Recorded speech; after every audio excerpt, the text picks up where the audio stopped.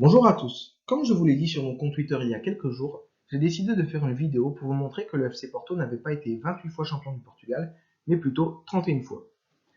Pour vous parler de ça, je vais d'abord vous parler de la première compétition nationale ayant lieu au Portugal, à savoir le championnat du Portugal, qui s'est déroulé de 1921 à 1938 et que j'appellerai l'ancien championnat pour éviter toute confusion. Alors avant toute chose, si vous comprenez le portugais, je vous conseille d'aller voir ces deux vidéos. La première est faite par un youtubeur supporter des Sporting qui s'appelle Gonzal. Elle est assez longue mais très bien expliquée avec en plus un petit peu d'humour, elle est vraiment top.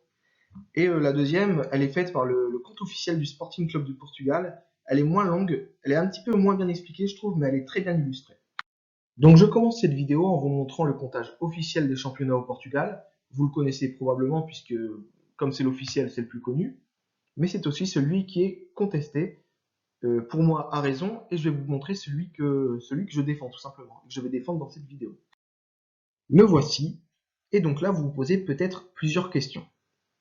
D'abord, vous dites peut-être, attends, il est en train de nous dire que l'Atlético et le CS Marítimo ont déjà été champions du Portugal. La réponse est oui. Aussi étonnant que ça puisse paraître, ces deux clubs ont déjà été champions du Portugal.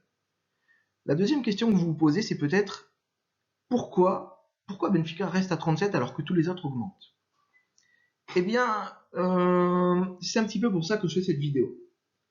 En effet, si vous êtes un petit peu renseigné sur le sujet, vous savez que Benfica a remporté des titres dans cette période-là et donc a déjà remporté l'ancien championnat. Et, euh, et j'ai eu l'occasion de débattre avec plusieurs personnes sur cette polémique, sur cette affaire, vous appelez ça comme vous voulez. Et souvent, ce que j'ai remarqué, c'est que par leur rhétorique, j'ai remarqué qu'ils ne maîtrisaient tout simplement pas leur sujet. Soit parce qu'ils ne s'étaient pas renseignés, soit parce qu'ils tout simplement ils ne l'avaient pas compris. Et je peux totalement le comprendre parce que honnêtement, j'ai trouvé aucun média portugais qui expliquait ça clairement. Et justement, ne vous en faites pas, je vais vous expliquer tout ça. On entre enfin dans le vif du sujet. Et pour vous expliquer, j'ai décidé de couper la période 1921-1938 en deux parties, et donc on commence par la période 1921-1934. En 1921 donc fut créé le championnat du Portugal, qui est donc la première compétition nationale de l'histoire du football portugais. Son format était assez simple, une phase de qualification régionale précédait un tournoi entre les 16 meilleures équipes du pays. Donc vous l'aurez compris, huitième de finale, quart de finale, demi-finale, finale. Voilà, ça ressemble un petit peu à la Coupe du Portugal d'aujourd'hui. Et donc son vainqueur désignait le champion du Portugal. Et pourtant, aujourd'hui, aucun de ces vainqueurs n'est reconnu par les instances du football portugais. En tout cas, plus maintenant. Je dis plus maintenant parce qu'ils l'ont déjà été, vous le verrez plus tard. Pourtant, on pourrait tout simplement, avant de donner de réelles sources, se dire bah attendez, c'est pas logique. C'était la seule compétition nationale à l'époque. Il est donc logique que son vainqueur soit sacré champion national. On peut aussi même se baser sur le nom championnat du Portugal. Championnat, c'est quoi? C'est compétition qui désigne un champion. Il serait donc logique que championnat du Portugal soit la compétition qui désigne le champion du Portugal. Mais vous en doutez, je ne vais pas vous laisser sur ces seules sources. Alors, pour commencer, voilà, je vous ai mis tout simplement un communiqué de la Fédération portugaise de football fait en 1922. Donc, je vous le lis, je vous l'ai traduit. Donc, en 1921 fut créé le premier championnat de football organisé par l'UPF. Les vainqueurs de cette compétition étaient considérés comme les champions nationaux de cette discipline au Portugal. Le FC Porto remporta la première édition après avoir vaincu le Sporting sur le score de 3-1 lors de la finale le 18 juin 1922.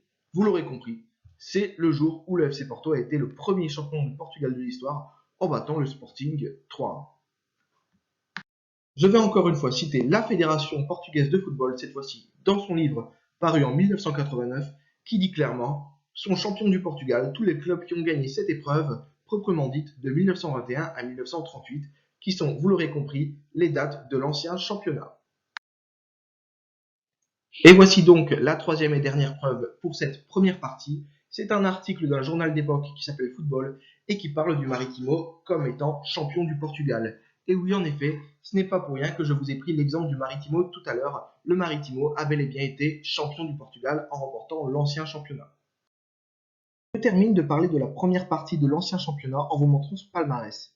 Il y a eu 13 champions durant cette période, puisque comme je vous l'ai démontré précédemment, à l'époque, les vainqueurs de l'ancien championnat étaient considérés comme champions du Portugal. Alors, pour les plus flemmards d'entre vous, je vais vous éviter le comptage. Le FC Porto l'a remporté 3 fois durant cette période, le Sporting 2 fois et le Benfica 2 fois. Et cependant, comme vous pouvez le vérifier par vous-même sur les palmarès officiels du football portugais, eh bien, il n'y a aucun champion qui est répertorié entre 1921 et 1934, ce qui est évidemment un mensonge historique profondément injuste. À présent, je vais vous parler de la deuxième partie de l'ancien championnat, à savoir de 1934 à 1938. Alors, pourquoi j'ai décidé de séparer cette partie de la précédente? Eh bien, tout simplement parce qu'il y a un événement qui provoque un petit peu la confusion et l'incompréhension dans cette histoire pour beaucoup de gens aujourd'hui. Puisque, en vérité, si vous regardez le palmarès du championnat, je parle de l'officiel évidemment, vous verrez que il y a des champions répertoriés sur cette période. Je vais vous expliquer où est le mensonge historique sur cette période, et vous allez voir que ça va plus loin qu'un oubli de championnat. Alors on commence en 1934 où il va se passer un truc qui va être un tournant de l'histoire du football portugais. Alors qu'est-ce qui va se passer? Il va se passer que le Portugal va prendre 9-0 par l'équipe nationale d'Espagne. Suite à cela, les instances du football portugais vont penser à expérimenter un nouveau modèle compétitif pour les clubs portugais. Ainsi fut créée la Ligue expérimentale, qu'on peut aussi appeler championnat de la Ligue ou encore championnat de première division, mais que j'appellerai Ligue expérimentale pour éviter toute confusion. Alors quel est le format de cette compétition? Eh bien, cette compétition ressemble un petit peu au championnat d'aujourd'hui, c'est-à-dire que c'est une ligue où tout le monde joue contre tout le monde, à la différence que cette compétition n'accueille que 8 clubs de 4 associations différentes. Donc comme vous pouvez le voir, 4 clubs de l'association de football de Lisbonne, 2 clubs de l'association de football de Porto, un club de l'association de football de Coimbra et un club de l'association de football de Setúbal.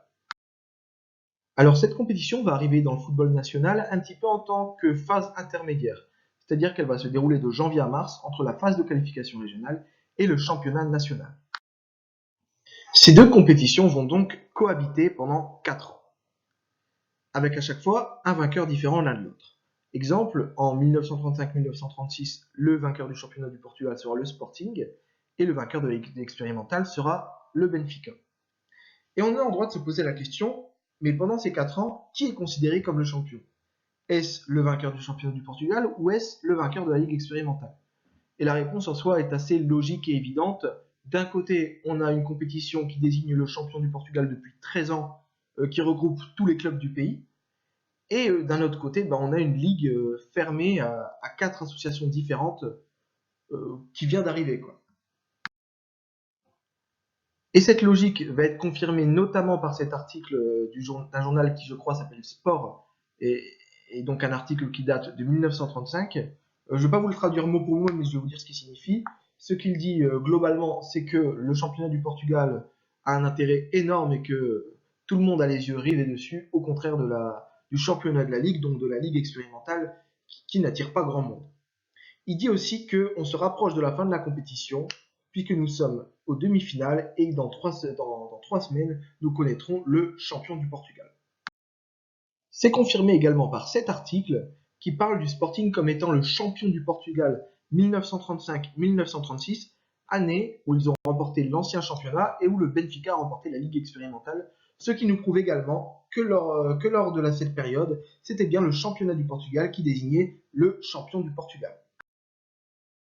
Et enfin, je vous montre un article du livre de la Fédération portugaise de football que je vous ai montré tout à l'heure, et qui dit clairement que la Ligue expérimentale ne peut en fait même pas être considérée comme une compétition nationale du fait qu'elle est réservée donc à un nombre réduit d'associations, Lisbonne, Porto, Coimbra et Setúbal. Alors maintenant que je vous ai montré que les vainqueurs de l'ancien championnat étaient bel et bien sacrés champions du Portugal et que la Ligue expérimentale n'avait pas une grande valeur en termes de prestige, je vais vous montrer comment aujourd'hui est arrivée la polémique et donc le comptage injuste dont je vous parle depuis le début de la vidéo. Alors en 1938, la Fédération portugaise de football va adopter le fameux nouveau modèle dont je vous parlais tout à l'heure et le modèle qu'on connaît actuellement aujourd'hui, c'est-à-dire tout le monde joue contre tout le monde, match aller-retour, 3 points vainqueurs, 1 point pour le nul et 0 point pour la défaite. Et suite à cela, la fédération va clairement déclarer que les vainqueurs du championnat du Portugal, donc de l'ancien championnat, entre 1921 et 1938, sont champions du Portugal, et que les clubs qui gagneront la compétition sous son nouveau format à partir de 1938-1939 seront aussi considérés comme champions. Malgré cela, les comptages des deux compétitions vont être séparés, c'est-à-dire qu'il y aura un comptage pour l'ancien championnat et un comptage pour le nouveau. Ce qui n'empêche pas que les vainqueurs de l'ancien championnat sont quand même considérés comme champions du Portugal. Je ne sais pas si vous me comprenez bien, j'espère que oui. Là, on arrive au tournant de cette polémique. En effet, en 2005, le Benfica est champion du Portugal. Et suite à cela, dans les médias, les trois principaux journaux portugais vont afficher des comptages différents. Alors, la première façon de compter, c'est 30 titres, avec donc les 27 titres, on va dire, modernes, plus le championnat du Portugal. Le deuxième, 27 titres sans championnat du Portugal ni ligue expérimentale. Et le troisième, 30 titres avec ligue expérimentale. Et comme je vous l'ai montré précédemment, ça n'a absolument aucun sens puisque la ligue expérimentale n'était même pas considérée à l'époque comme étant une compétition nationale. Ça n'a aucun sens. Et pourtant, dans cette même année 2005, suite à une proposition faite par le Benfica, les instances du football portugais vont accepter d'accorder les ligues expérimentales comme étant des championnats, snobant ainsi l'ancien championnat du Portugal. Donc voici comment est fait le comptage officiel actuel, c'est-à-dire qu'on additionne les championnats modernes, donc ce que j'appelle un championnat moderne, c'est un championnat remporté après 1938 sous le format qu'on connaît, et donc on l'additionne aux ligues expérimentales. Sauf que ce comptage est faux, ce comptage est injuste et ce comptage est un mensonge historique. Pourquoi? Parce que premièrement, il ne prend pas en compte l'ancien championnat et deuxièmement, il prend en compte les ligues expérimentales à tort. Donc sous ce format-là, le FC Porto a 28 titres car 27 championnats modernes et une ligue expérimentale. Le Benfica a 37 titres car 34 championnats modernes et 3 ligues expérimentales. Et le Sporting a 18 titres car 18 championnats modernes et aucune ligue expérimentale. Mais comme je vous l'ai démontré précédemment, ce comptage est un mensonge historique.